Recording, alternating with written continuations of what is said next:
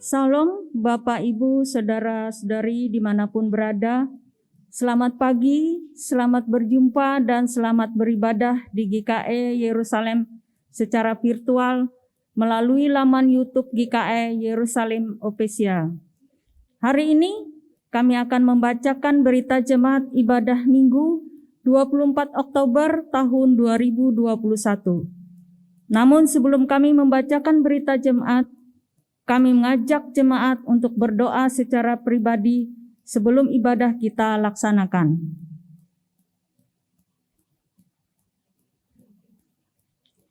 Pada kebaktian Minggu 24 Oktober 2021 pukul 9 waktu Indonesia Barat, pendeta yang melayani kita adalah Pendeta Mulyadi MTH, dibantu oleh penetua dan diakon jemaat GKE Yerusalem. Pada kebaktian Minggu 31 Oktober 2021 pukul 9 waktu Indonesia Barat menggunakan liturgi khusus Hari Reformasi dan Hari Bapa GKE, dan pendeta yang melayani kita adalah Pendeta Ari Nopiani STH, dibantu oleh penetua dan diakon jemaat GKE Yerusalem. Selamat merayakan Hari Reformasi dan Hari Bapa GKE yang dirayakan pada hari Minggu 31 Oktober 2021. Kiranya Bapak-Bapak GKE dapat terus bersemangat dan bersinergi dalam melayani Tuhan dan jemaat, khususnya di jemaat GKE Yerusalem. Tema Natal PGI KWI 2021 yaitu Cinta Kasih Kristus yang Menggerakkan Persaudaraan. Bandingkan dengan 1 Petrus 1 ayat 22. Panitia Pembangunan Gereja GKE Yerusalem menyampaikan terima kasih kepada anggota jemaat yang telah memberikan bantuan dana untuk penyelesaian pekerjaan atap Gereja GKE Yerusalem dan sudah diterima oleh panitia pembangunan. Tuhan Yesus memberkati. Mohon dukungan doa dari anggota jemaat bagi anggota jemaat yang sakit, yang dirawat di rumah maupun yang dirawat di rumah sakit. Selamat berulang tahun bagi warga jemaat yang berulang tahun kelahiran dan ulang tahun pernikahan sepanjang minggu ini. Majelis Jemaat GKE Yerusalem mengucapkan terima kasih kepada anggota jemaat yang beribadah di rumah pada pagi hari ini. Majelis Jemaat GKE Yerusalem juga mengucapkan terima kasih kepada pendeta yang menyampaikan firman Tuhan dan penetua diakon serta seluruh petugas yang melayani pada kebaktian minggu ini. Demikian berita jemaat pada minggu ini. Selamat beribadah kepada jemaat sekalian. Tuhan Yesus memberkati. Selamat pagi, salam sejahtera untuk kita sekalian. Shalom. Bapak, Ibu, Saudara-saudari warga jemaat GKE Yerusalem dimanapun berada, pelayanan ibadah hari Minggu ini masih kita laksanakan secara virtual dengan liturgi yang dimodifikasi sesuai dengan tuntutan tatanan normal baru. Marilah kita mengikuti ibadah ini dengan hikmat oleh pertolongan dan pimpinan Tuhan. Baiklah kita mempersiapkan diri, jemaat dimohon berdiri dan menyanyi dari Kidung Jemaat nomor 362 bait 1 dan 2. Aku milikmu, Yesus Tuhanku.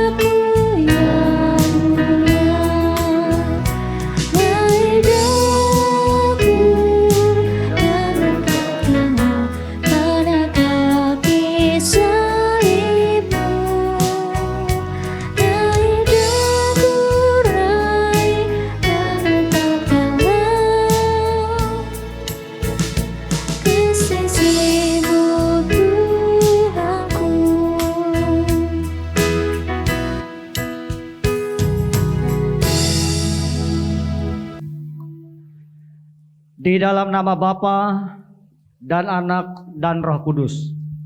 Dan Ia Tuhan damai sejahtera, kiranya mengaruniakan damai sejahtera-Nya kepada kamu dan kepada saudara juga.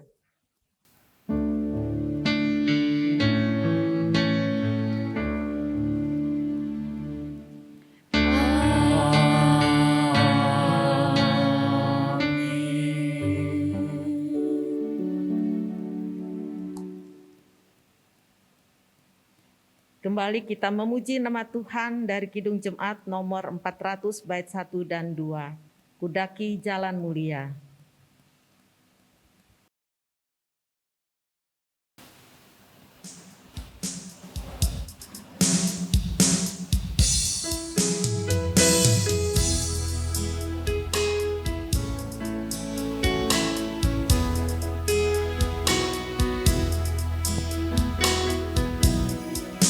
Kudaki jalan mulia, tetap doaku inilah, ke tempat tinggi dan teguh, Tuhan mantapkan langkahku.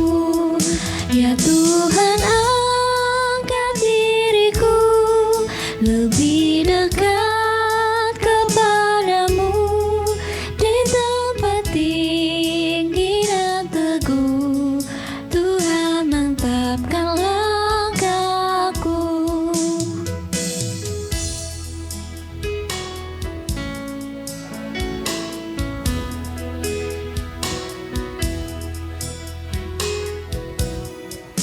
Ku tidak mau menetap di dalam bimbang dan gelap. Rinduanku, tujuanku, tempat yang tinggi dan teguh.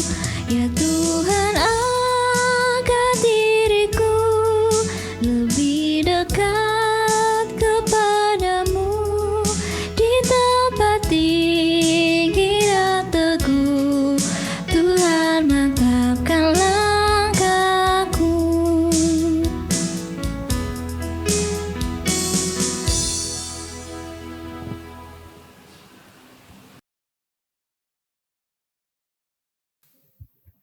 Setelah kita menjalani kehidupan dari waktu ke waktu, Allah dengan setia menyertai dan memberkati kita.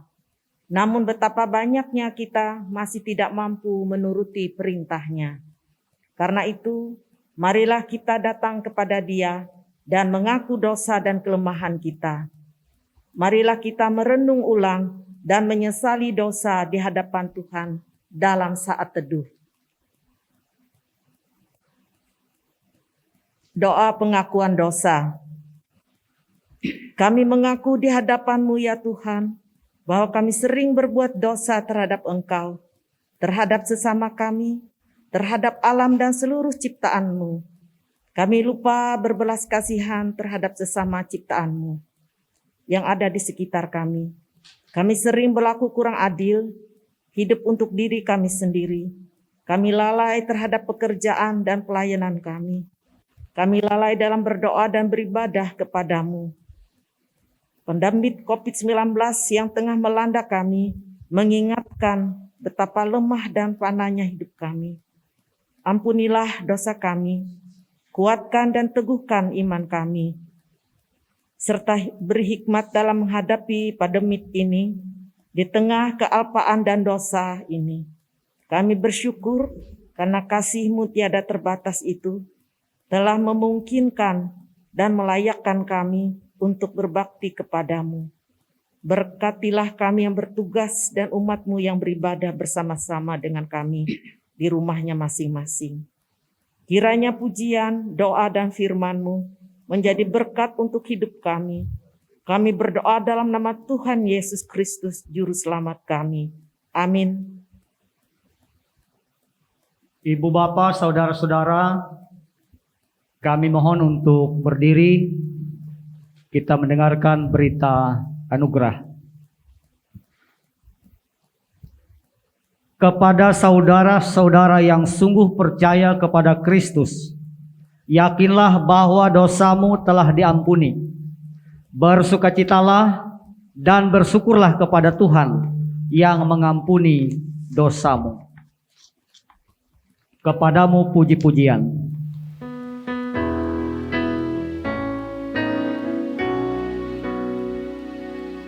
Kepadamu puji-pujian, pada syukur dan segala kemuliaan, ya Bapa, Putra, Roh Kudus, sampai kekal abadi. Jemaat silakan duduk.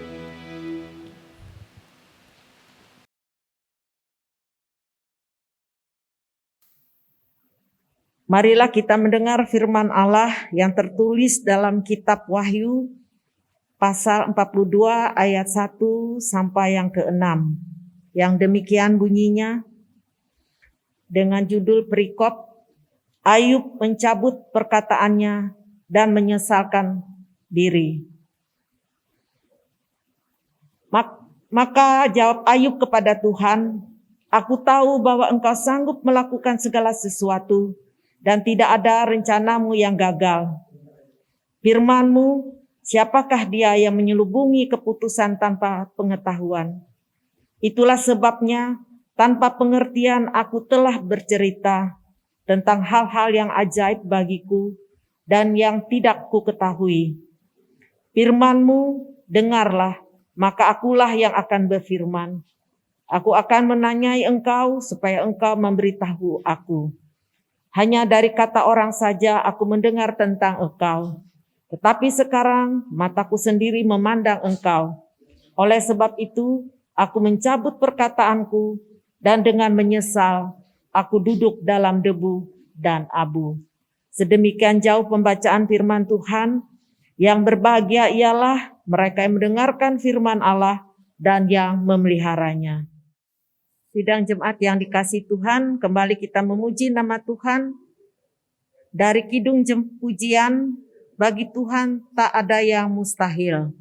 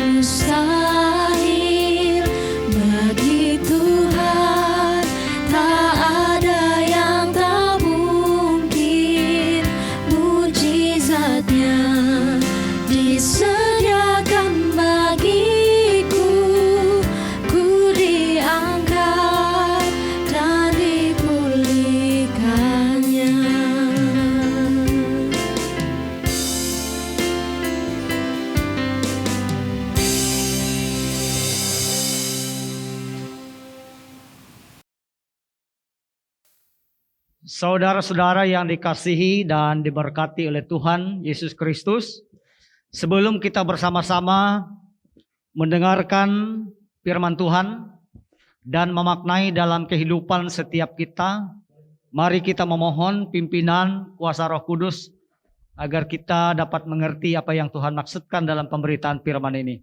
Mari kita berdoa.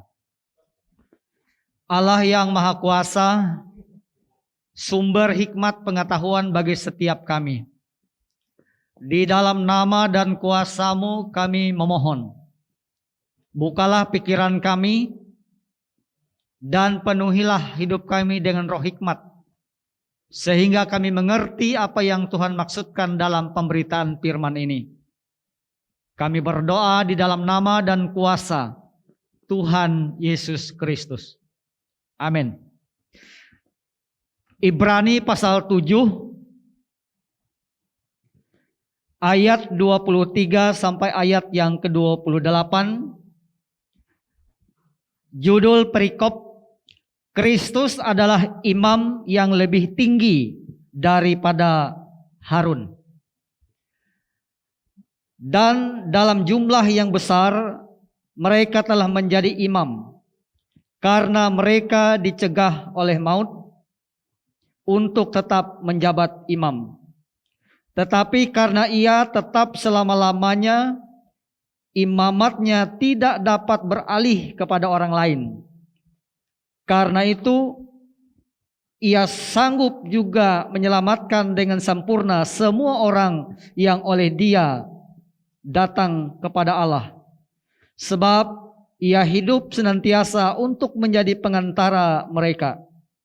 Sebab imam besar yang demikianlah yang kita perlukan, yaitu yang saleh, tanpa salah, tanpa noda, yang terpisah dari orang-orang berdosa, dan lebih tinggi daripada tingkat-tingkat surga, yang tidak seperti imam-imam besar lain, yang setiap hari harus mempersembahkan korban untuk dosanya sendiri, dan sesudah itu barulah untuk dosa umatnya. Sebab hal itu telah dilakukannya satu kali untuk selama-lamanya, ketika ia mempersembahkan dirinya sendiri sebagai korban. Sebab hukum Taurat menetapkan orang-orang yang diliputi kelemahan menjadi imam besar. Tetapi sumpah yang diucapkan kemudian daripada hukum Taurat menetapkan anak yang telah menjadi sempurna sampai selama-lamanya. Amin. Yang berbahagia ialah setiap orang yang mendengarkan firman Tuhan dan memeliharanya. Amin. Bapak, Ibu, saudara-saudara, Salam. Syukur kepada Tuhan kita Yesus Kristus selaku kepala gereja yang setia menjaga memelihara kita sekalipun kita sedang berada dan hidup dalam situasi yang serba sulit, serba dibatasi. Namun oleh hikmat Tuhan kita masih diperkenankan untuk beribadah bersama secara virtual yang kita ikuti saat ini. Nah, kita diperhadapkan dengan sebuah judul perikop, Kristus adalah imam yang lebih tinggi daripada Harun. Ibrani pasal 7, khususnya kita memahami ayat 23 sampai ayat yang ke-28. Nah, Ibu Bapak, saudara-saudara kekasih dalam Tuhan, di zaman perjanjian lama ada dua rintangan utama yang membuat manusia tidak mempunyai akses kepada Allah, yang membuat manusia tidak punya jalan untuk datang kepada Allah. Ada dua rintangan utama. Yang pertama, manusia takut kepada Allah. Ya. Pertanyaannya adalah mengapa manusia di zaman perjanjian lama itu takut kepada Allah? Karena Allah diperkenalkan sebagai Allah yang menakutkan. Allah pemberi hukum, dan hukum yang Allah berikan harus ditaati. Siapa yang melanggar hukum yang diberikan oleh Allah atau yang ditetapkan oleh Allah, maka ia akan menerima murka Allah. Allah dipahami Allah yang tak terhampiri, atau yang disebut dengan Allah yang transenden, Allah yang jauh, Allah yang tidak bisa didekati. Nah, ketika manusia mendekati Allah, maka manusia akan mati. Seperti itu diperkenalkan Allah di perjanjian lama. Sehingga sama sekali manusia tidak punya akses kepada Allah karena diliputi oleh ketakutan. Nah, bagaimana mungkin kita bisa menjalin hubungan yang baik dengan Allah yang menakutkan? Ketika ada rasa takut di dalam diri, maka hubungan tidak akan sehat. Nah, Bapak Ibu kekasih dalam Tuhan, Yesus Kristus datang mengubah cara berpikir manusia di zaman perjanjian baru, di mana hubungan dengan Allah dipahami sebagai hubungan antara anak dengan orang tua.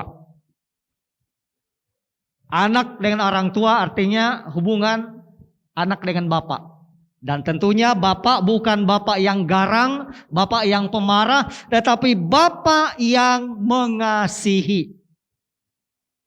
Nah, jadi kehadiran Kristus sebagai imam yang besar mengubah cara pandang, cara berpikir umat manusia bahwa Allah dipahami sebagai Bapa yang mengasihi.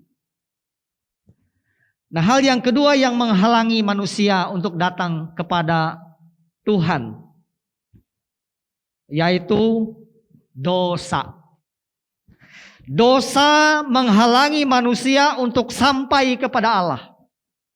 Nah, mengapa dosa menghalangi manusia untuk sampai kepada Allah? Karena Allah Maha Kudus, Allah Maha Suci. Yang namanya kesucian dan keberdosaan tidak pernah bisa bercampur menjadi satu. Nah, itu artinya Bapak Ibu saudara-saudara, selama manusia berdosa, maka selama itu pula manusia tidak punya akses kepada Allah. Selama manusia itu berdosa, maka selama itu pula manusia tidak bisa menghampiri Allah. Bapak Ibu saudara-saudara yang dikasih dalam Tuhan, menjadi satu pertanyaan bagi kita, imam-imam di zaman perjanjian lama dipilih berdasarkan peraturan Harun. Mereka adalah manusia berdosa. Sekalipun imam, mereka adalah manusia berdosa. Nah, selama manusia berdosa itu, ya sekalipun dia imam, maka dia juga tidak akan bisa membawa manusia kepada Allah untuk penebusan dosa. Imam di zaman perjanjian lama, yang saya katakan tadi juga manusia berdosa, dia menjadi imam memang syaratnya sangat berat. Mengikuti peraturan Harun. Ada 142 peraturan yang harus mereka penuhi. Kalau mereka bisa memenuhi 142 peraturan, maka dia bisa menjadi imam. Namun sekalipun dia bisa memenuhi 142 peraturan, tetapi tetap manusia berdosa. Lalu bagaimana mungkin mengusahakan pengampunan dosa bagi orang-orang yang berdosa, kalau dirinya sendiri juga manusia berdosa? Nah, perikop yang diperhadapkan kepada kita dipahami atau mengajak kita untuk memahami bahwa Kristus adalah imam besar. Lebih besar, lebih tinggi daripada Harun. Lebih unggul daripada imam-imam berdasarkan peraturan Harun. Nah baik, ada 5 keunggulan Kristus sebagai imam besar dibandingkan imam-imam yang sudah memenuhi 143 peraturan Harun. Yang pertama, Kristus memiliki hidup untuk selama-lamanya. Itu bisa dilihat Ibrani pasal 7 ayat 23, 24 dan Wahyu pasal 1 ayat 18.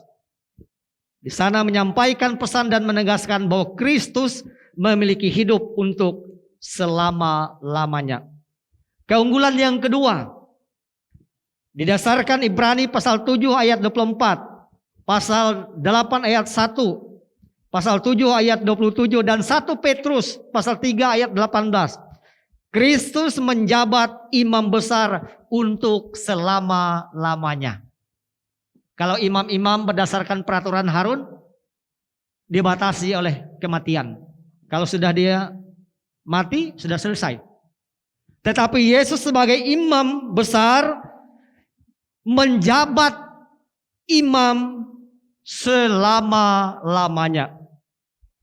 Nah, keunggulan yang ketiga didasarkan pada Ibrani pasal 7 ayat 25, Yohanes pasal 17 ayat 20 dan Roma 8 ayat 34. Kristus menjadi pengantara kita untuk selama-lamanya.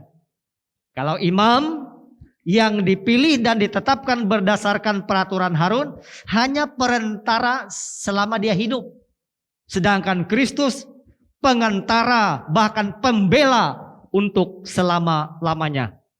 Nah, keunggulan yang keempat, Kristus menyediakan keselamatan untuk selama-lamanya. Nah, ini yang tidak dimiliki oleh imam yang ditetapkan berdasarkan peraturan Harun. Tetapi Kristus menyediakan keselamatan untuk selama-lamanya. Nah, keunggulan yang kelima, Yesus Kristus imam besar tidak berdosa. Nah, ini perbedaan yang luar biasa. Imam-imam yang ditetapkan oleh peraturan Harun, sekalipun dia imam, sekalipun dia menguduskan dirinya, dia tetap manusia berdosa.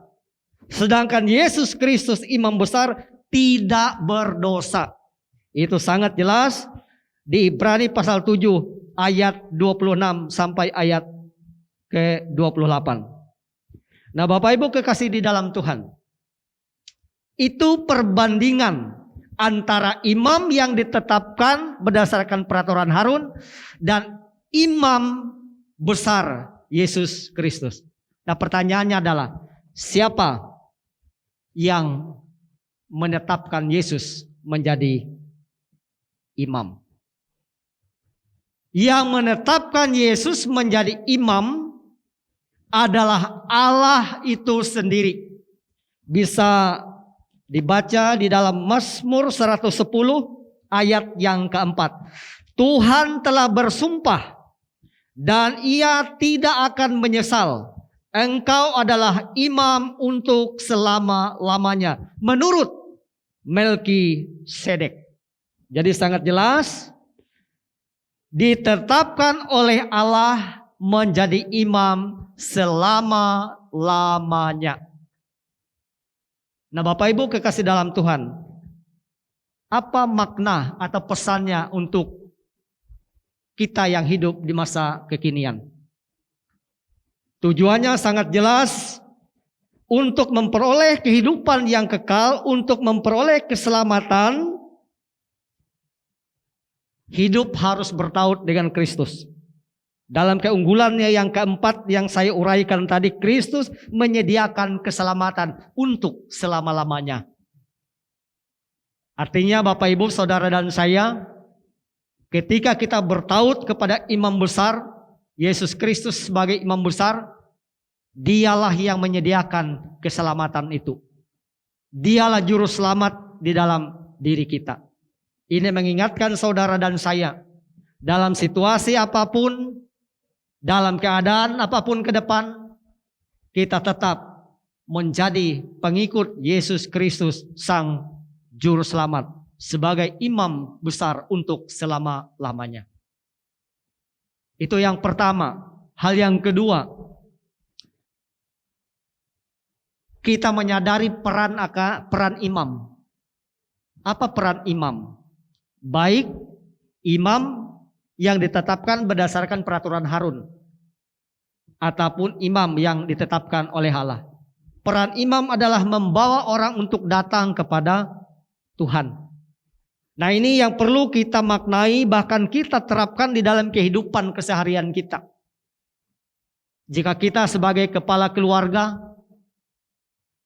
atau kita sebagai ibu berperan sebagai single parent, kita juga sebagai imam. Bagaimana kita membawa keluarga-keluarga kita untuk terus terhubung dengan Allah. Supaya keluarga-keluarga kita terus diarahkan kepada Allah. Itu peran seorang imam. Hanya oleh pertolongan Tuhan Yesus Kristus, maka saudara dan saya pasti bisa menjalankan atau melakukan peran sebagai imam. Sehingga kita dan seluruh keluarga, bahkan orang lain, diselamatkan. Tuhan memberkati. Amin. Mari kita menaikkan doa syafaat. Allah yang Maha Kuasa, yang kami sembah di dalam Yesus Kristus Tuhan dan Juru Selamat. Kami bersyukur, berterima kasih atas kebaikan Tuhan yang sungguh tidak pernah berkesudahan dalam kehidupan setiap kami. Kami sudah dilindungi, disertai, bahkan diberkati. Sehingga kami tidak mengalami kekurangan akan berkat-Mu. Kasih Tuhan sungguh sempurna adanya dalam hidup setiap kami. Bahkan di hari ini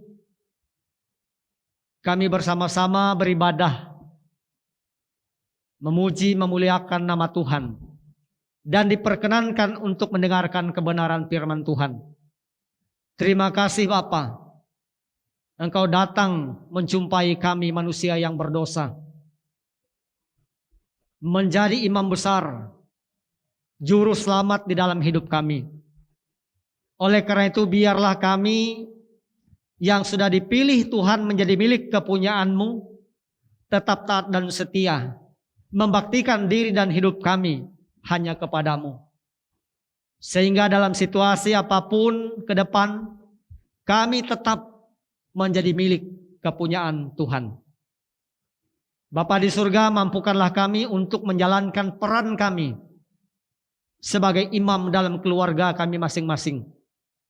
Mengarahkan seluruh anggota keluarga kami untuk datang kepada Tuhan. Menjalin hubungan yang akrab, yang mesra dengan Tuhan.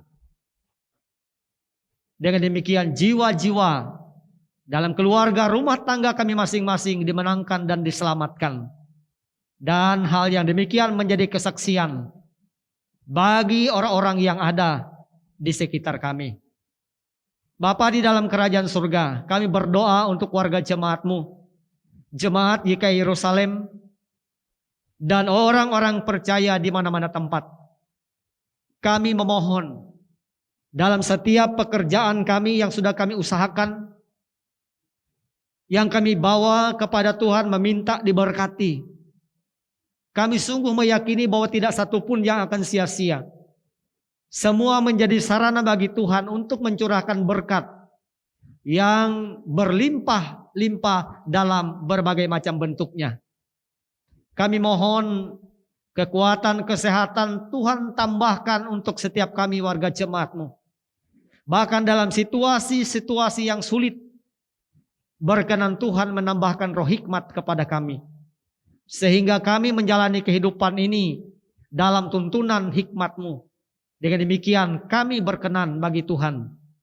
Bapa di dalam kerajaan surga, kami berdoa bagi warga jemaat-Mu yang dalam bulan dan minggu ini berbahagia karena pertambahan usia pernikahan ataupun usia kelahiran mereka. Kami memohon berkenan Tuhan hadir bagi warga jemaat yang berulang tahun kelahiran. Tuntun mereka untuk senantiasa mensyukuri atas pertambahan usia yang Tuhan berikan kepada mereka. Tuntun mereka untuk mengingat kebaikan-kebaikan Tuhan sejak di dalam kandungan dilahirkan dan menjalani kehidupan di hari-hari yang Tuhan sediakan sampai hari ini. Dan selanjutnya ajarlah mereka untuk membaktikan diri dan hidup hanya bagi Tuhan. Bagi warga jemaat yang berulang tahun pernikahan, kami memohon ajarlah mereka untuk mensyukuri kebaikan Tuhan yang setia hadir dalam membangun rumah tangga, menjadi rumah tangga yang diberkati. Dan kehidupan selanjutnya kami serahkan pertaruhkan di dalam tangan Tuhan. Bagi warga jemaat yang saat ini dalam keadaan sakit, dirawat baik di rumah ataupun di rumah sakit, kami memohon pertolongan Tuhan. Biarlah mereka tetap hidup dan ada di dalam kasih karunia-Mu. Berkati makanan, minuman, upaya-upaya pengobatan yang dilakukan baik tradisional yang berkenan bagi Tuhan pun secara medis, dan doa-doa sekalian orang, bahkan doa kami saat ini. Biarlah semua menjadi sarana bagi Tuhan untuk menolong, menyembuhkan dan memulihkan mereka. Bapa di dalam kerajaan surga, kami berdoa bagi pembangunan gereja Yerusalem yang berlangsung sampai saat ini.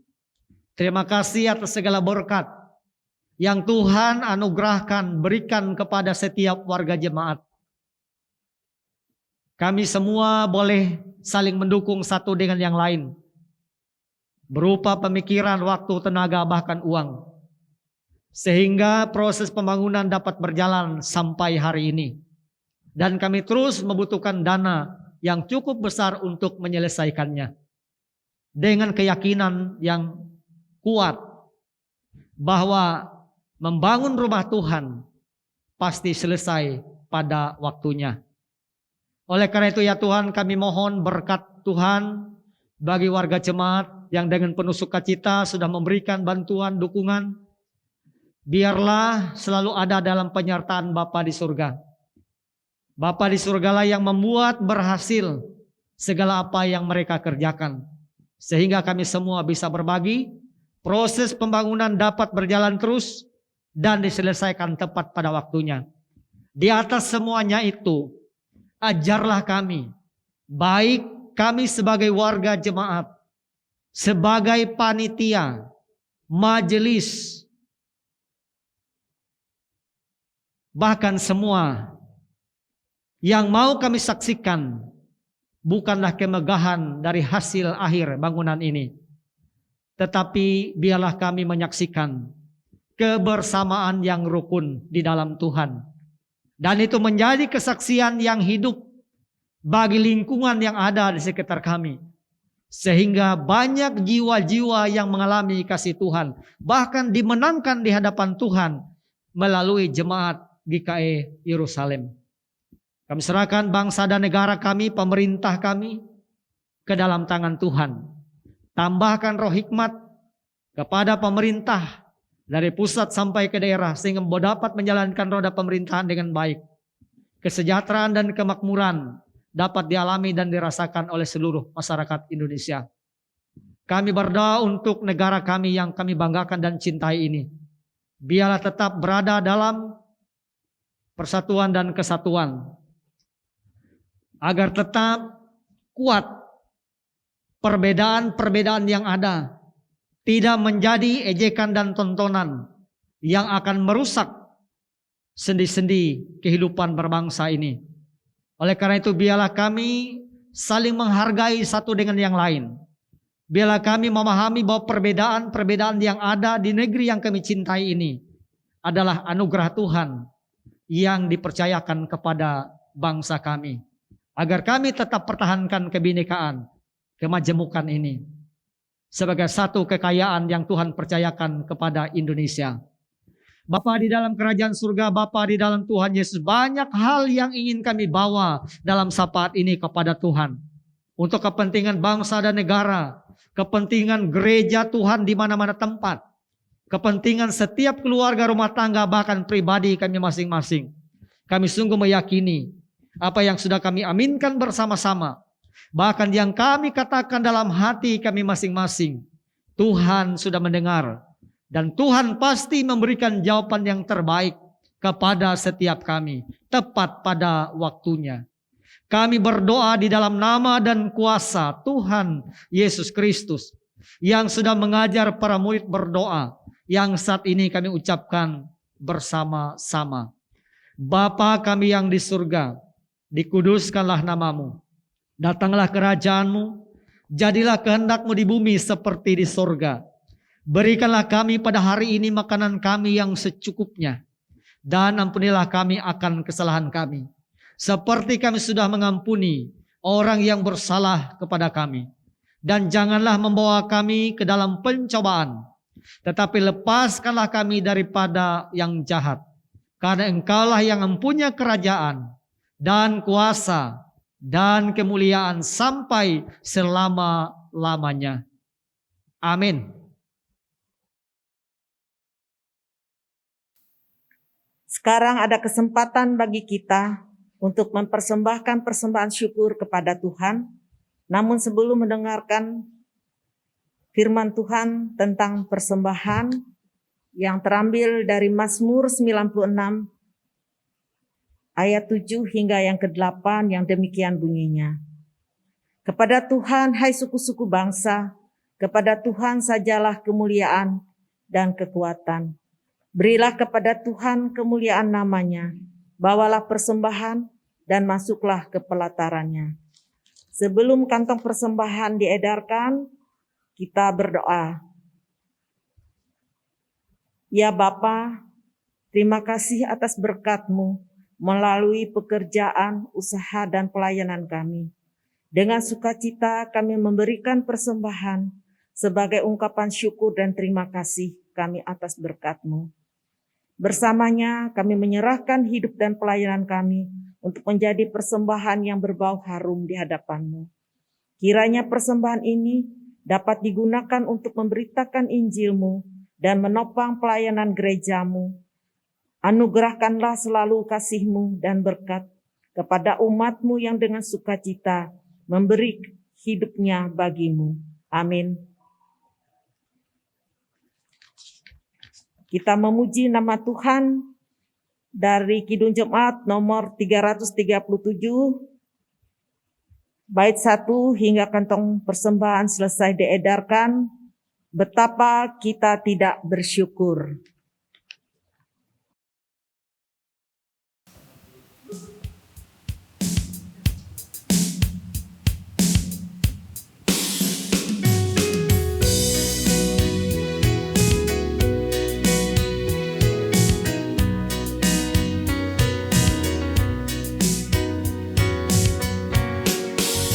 Betapa kita tidak bersyukur, bertanah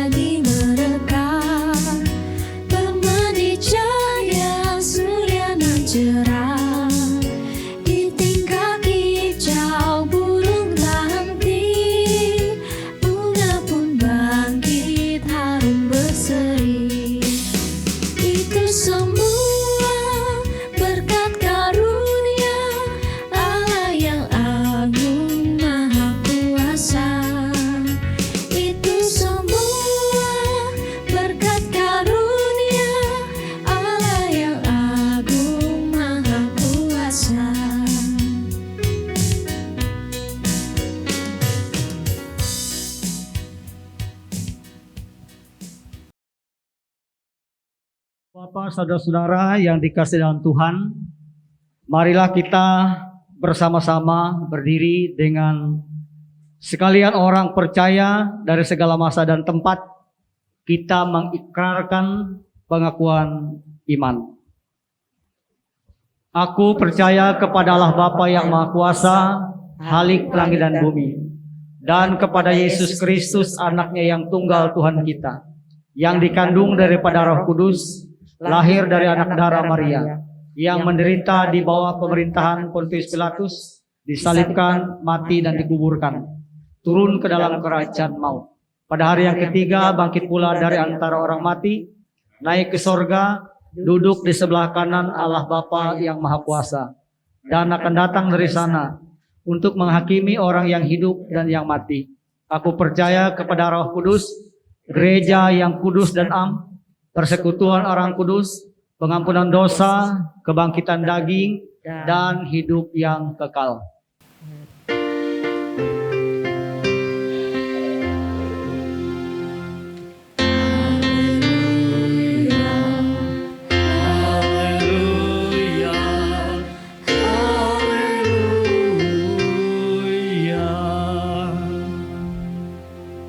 Terimalah berkat Tuhan dengan penuh sukacita, dengan hati yang bersyukur. Allah sumber segala kasih karunia, yang telah memanggil kita dalam Kristus kepada kemuliaannya yang kekal. Dia yang melengkapi, meneguhkan, menguatkan, dan mengokohkan saudara-saudara. Dialah yang mempunyai kuasa sampai selama-lamanya.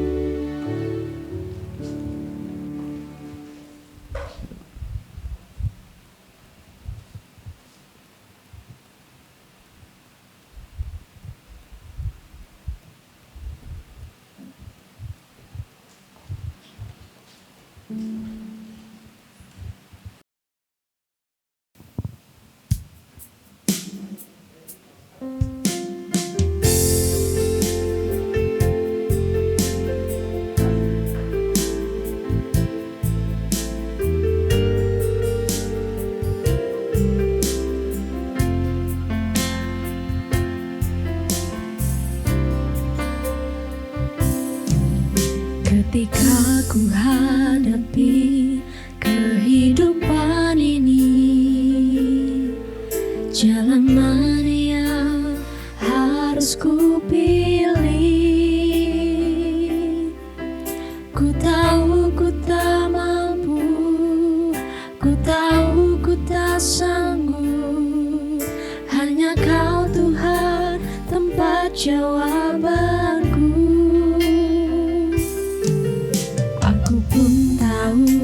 Ku tak pernah sendiri,